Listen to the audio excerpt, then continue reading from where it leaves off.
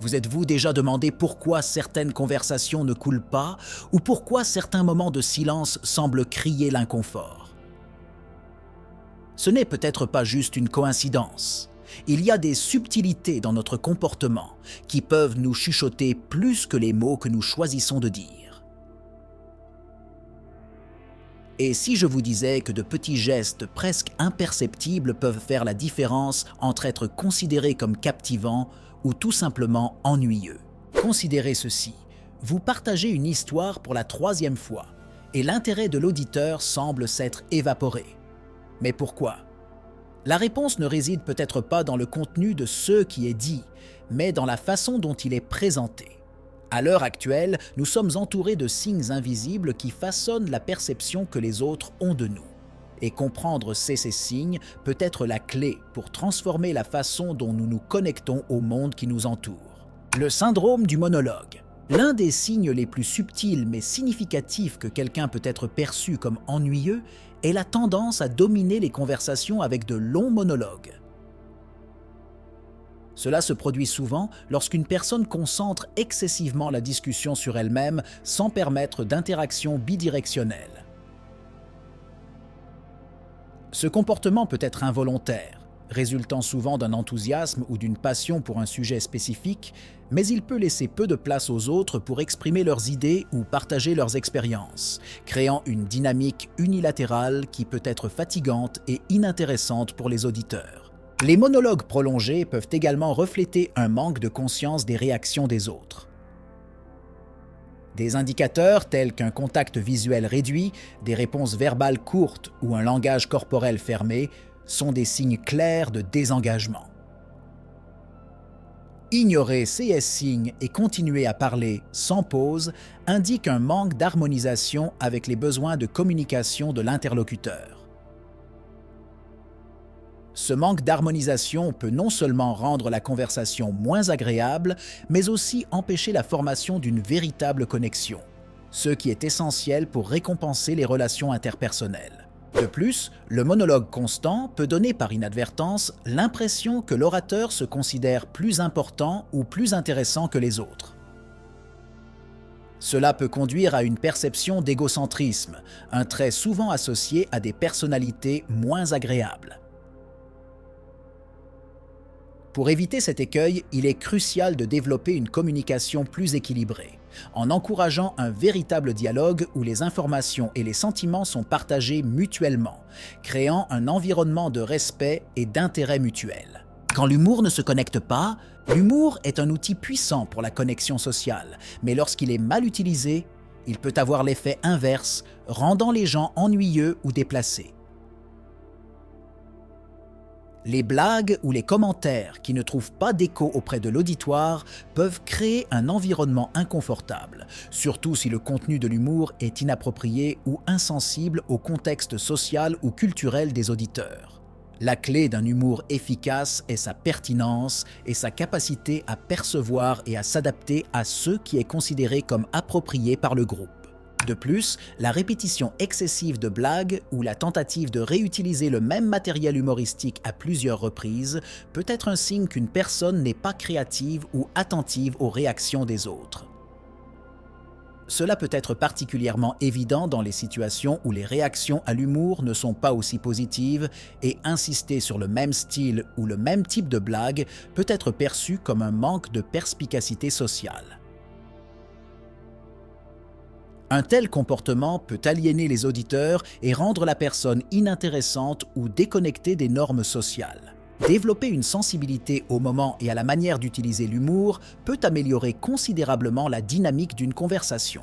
Cela implique non seulement d'adapter le type d'ambiance au public, mais aussi d'être capable de lire la salle et de comprendre quand un changement de sujet ou d'approche peut être nécessaire. L'humour, lorsqu'il est bien appliqué, peut être un grand facilitateur de liens sociaux. Cependant, cela nécessite une compréhension astucieuse de l'environnement social et une capacité à affiner la réponse émotionnelle du public. Espace personnel envahissant.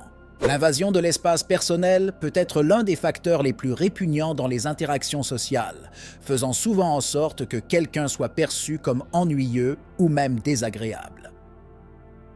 Ce comportement, qui comprend le fait d'être physiquement trop proche d'une personne sans consentement, reflète un manque de compréhension des normes sociales et des limites personnelles. Dans les cultures où l'espace personnel est très valorisé, de telles transgressions peuvent être particulièrement offensantes et causer un malaise important. La perception de l'espace personnel varie considérablement entre les différentes cultures et même entre les individus. Ce qui peut être considéré comme une distance socialement acceptable dans un contexte peut être considéré comme intrusif dans un autre. La capacité de percevoir et de respecter ces différences est cruciale pour maintenir une interaction harmonieuse. Ignorer ces limites peut non seulement causer de l'inconfort, mais aussi nuire à la perception de la sensibilité et de l'empathie, qualités valorisées dans les relations sociales. Par conséquent, il est important de cultiver la conscience de l'espace personnel, non seulement en observant les réactions des gens, mais aussi en cherchant à comprendre et à respecter leurs préférences. Cette sensibilité peut être renforcée par une observation attentive et une volonté d'ajuster son propre comportement en fonction des commentaires non verbaux et verbaux des autres. Le respect de l'espace personnel des autres est une composante essentielle de l'étiquette sociale et indique le respect et la considération pour les sentiments des autres. Le manque de modulation vocale. La voix est un puissant instrument de communication et la modulation vocale peut modifier considérablement la perception des gens sur qui parlent. Un ton monotone sans variation d'inflexion ou d'intensité peut rendre les conversations fastidieuses et l'orateur inintéressant. Ce manque de dynamisme vocal ne parvient pas à transmettre l'enthousiasme ou l'émotion, éléments cruciaux pour retenir l'attention des auditeurs et générer de l'engagement. Les variations dans la tonalité et le rythme de la parole sont essentielles pour souligner les points importants et maintenir l'intérêt des auditeurs. Une voix qui ne varie pas peut non seulement rendre difficile la rétention d'informations pour les auditeurs, mais elle peut également signaler un désintérêt ou un manque d'énergie de la part de l'orateur. Ce comportement vocal peut inconsciemment amener les auditeurs à se déconnecter, sapant le lien interpersonnel qui pourrait être établi par une communication plus dynamique. Par conséquent, il est bénéfique de développer des compétences de modulation vocale en pratiquant la hauteur et le volume variables en fonction du contenu de la conversation et de la réaction du public. Les formations vocales ou les ateliers d'expression orale peuvent être des ressources précieuses pour ceux qui souhaitent améliorer leurs compétences en communication. En enrichissant l'expression vocale, l'orateur peut devenir plus captivant et attrayant, transformant la façon dont il est perçu par les autres. Ne pas reconnaître les signaux sociaux. La capacité de lire et de répondre de manière appropriée aux signaux sociaux est essentielle dans toute interaction humaine. Les personnes qui ne reconnaissent pas ces signes peuvent être considérées comme ennuyeuses ou inattentives parce qu'elles semblent ignorer les normes d'engagement social.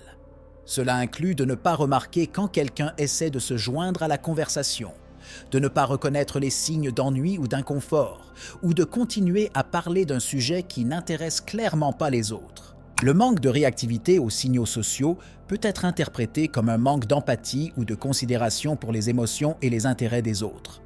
Ce comportement peut créer une barrière psychologique entre l'orateur et ses auditeurs, donnant l'impression que l'interaction est unilatérale et égocentrique.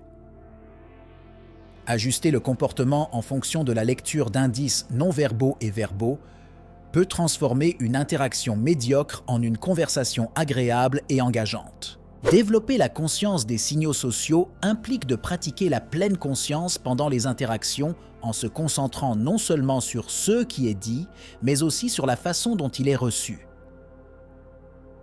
La formation aux compétences sociales, comme les cours d'intelligence émotionnelle, peut aider les individus à devenir plus attentifs et plus réactifs aux besoins de communication des autres. Cette compétence est cruciale pour quiconque souhaite améliorer la qualité de ses interactions sociales et éviter d'être perçu comme ennuyeux.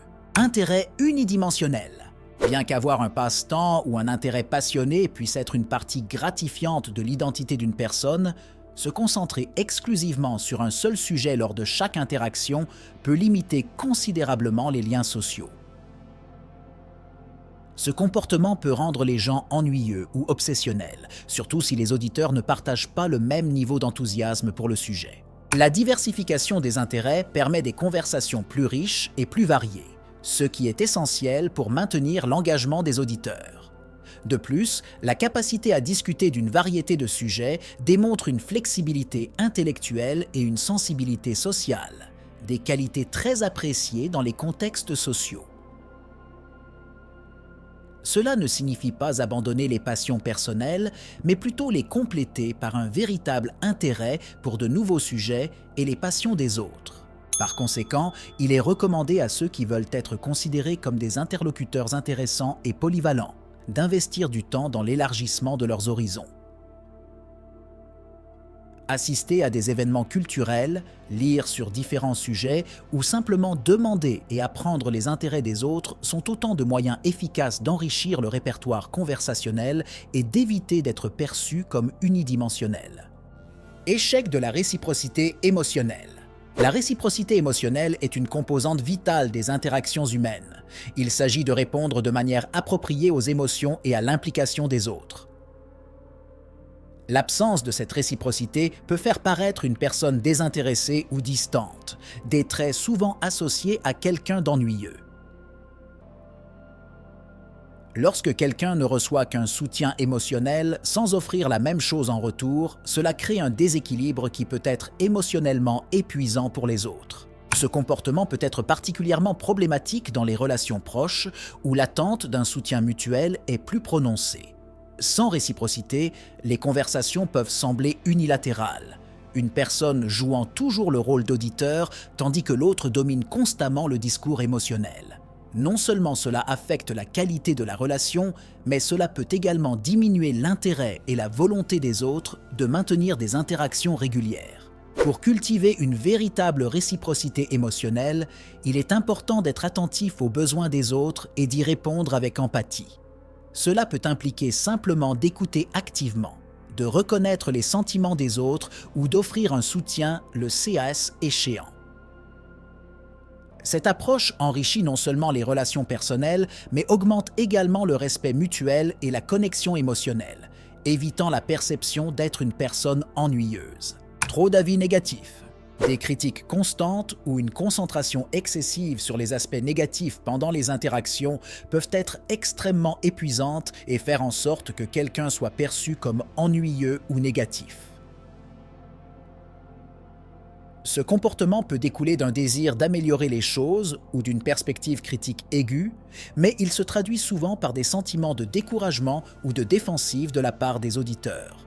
De plus, les personnes qui expriment fréquemment des critiques peuvent ne pas se rendre compte de l'impact que cela a sur l'atmosphère générale d'une conversation de groupe ou individuelle. Cela peut créer un environnement où les autres se sentent jugés ou moins enclins à partager leurs opinions et leurs expériences, ce qui diminue la dynamique et la fluidité des interactions sociales. Il est essentiel d'équilibrer les commentaires constructifs avec la reconnaissance et les encouragements.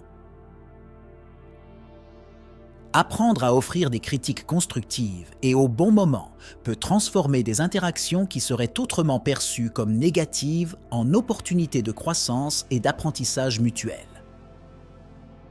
Cela améliore non seulement la qualité des relations, mais change également la perception de ceux qui les offrent, évitant l'étiquette d'ennuyeux. Mépris pour les opinions des autres. Ignorer ou minimiser les opinions des autres pendant les conversations est un moyen rapide d'être étiqueté comme ennuyeux. Ce comportement traduit un manque de respect pour les points de vue des autres et peut être interprété comme de l'arrogance ou un manque d'intérêt véritable pour les autres. Le respect des opinions des autres ne signifie pas nécessairement un accord, mais plutôt une volonté d'écouter et de prendre en compte différents points de vue. Ne pas le faire peut non seulement aliéner les autres, mais aussi limiter sa propre croissance personnelle, car l'exposition à différentes perspectives est cruciale pour développer une compréhension plus large du monde. Encourager un dialogue ouvert et inclusif, où toutes les voix sont entendues et valorisées, est essentiel pour éviter la perception d'être une personne ennuyeuse. Cela implique de pratiquer l'écoute active et de démontrer par des mots et des actions que toutes les contributions comptent. Cette approche favorise un environnement plus accueillant et engageant en améliorant les interactions sociales. Répétition excessive d'histoires. La tendance à répéter les mêmes histoires peut être un signe subtil mais révélateur que quelqu'un peut être perçu comme ennuyeux. Bien qu'il soit naturel de vouloir partager des expériences significatives, la répétition constante suggère un manque de nouvelles perspectives ou d'événements dans la vie de l'individu. Cela peut ennuyer les auditeurs, surtout s'ils sont déjà familiers avec les histoires, et peut indiquer une incapacité à s'adapter ou à répondre au contexte actuel de la conversation. De plus, s'attarder sur les mêmes récits peut donner l'impression que l'individu est coincé dans le passé et n'est pas engagé dans le présent ou intéressé par de nouvelles expériences. Cela limite la dynamique de la conversation et empêche la formation de nouvelles connexions ou l'approfondissement des relations existantes, car la répétition peut être considérée comme un manque d'intérêt ou de considération pour les intérêts et les expériences des autres. Pour éviter d'être perçu comme ennuyeux et augmenter l'engagement dans les conversations, il est essentiel de diversifier les sujets abordés et d'être sensible aux réactions des auditeurs. Être conscient du contexte social et montrer de l'intérêt pour l'exploration de nouveaux sujets ou demander l'avis des autres peut revitaliser les interactions et montrer une ouverture à la croissance et à l'apprentissage mutuel. Manque de questions. Un signe souvent négligé qu'une personne peut être perçue comme ennuyeuse est le manque de questions pendant les conversations. Ce comportement peut suggérer un désintérêt pour les autres ou un échec à cultiver une véritable interaction bidirectionnelle. Les questions sont fondamentales dans tout dialogue, car elles indiquent la curiosité et le désir de mieux comprendre l'interlocuteur. L'absence de questions peut faire en sorte que les conversations deviennent des monologues déguisés, où une personne parle tandis que l'autre écoute passivement. Non seulement cela décourage l'engagement, mais cela empêche également le développement d'un lien plus profond qui est essentiel pour des relations interpersonnelles significatives.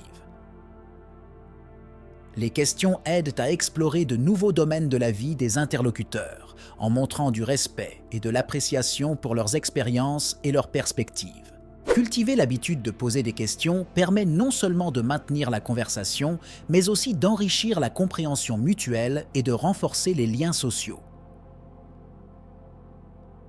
La pratique d'être un auditeur actif et un questionneur intéressé peut transformer la perception que les autres ont de quelqu'un de potentiellement ennuyeux à une personne engageante et intéressante. Ignorer le contexte social. Ignorer le contexte social est une erreur courante qui peut amener une personne à être perçue comme ennuyeuse ou désagréable.